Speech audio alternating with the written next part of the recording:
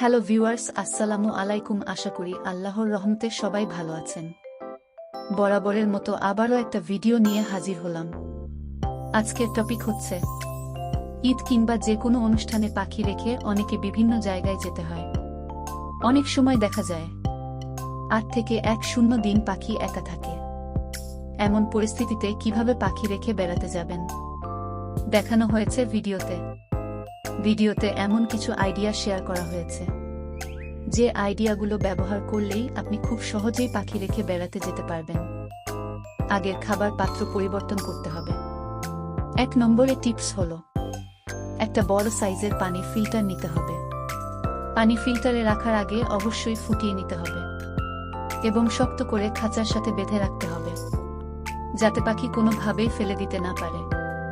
2 number tips হলো, খাবার পাত্র বড় সাইজের মাটির পাত্র দিতে হবে, যেন পাখি খাবার ফেলে দিতে না পারে। 3 নাম্বার টিপস হলো, পাখির পরিবেশ। আপনি যে ঘরে পাখিকে রেখে যাবেন সেখানে যদি আলো বাতাস না থাকে, তাহলে আপনার পাখি অসুস্থ হওয়ার সম্ভাবনা থাকবে। অবশ্যই খেয়াল রাখতে হবে পাখির ঘরে যেন আলো বাতাসের ব্যবস্থা থাকে, তাহলে আপনি অনায়াসে 8 থেকে 10 দিন বেড়াতে যেতে পারবেন। এই টিপসগুলো ফলো করলে আপনার পাখি সুস্থ থাকবে এবং ভালো থাকবে।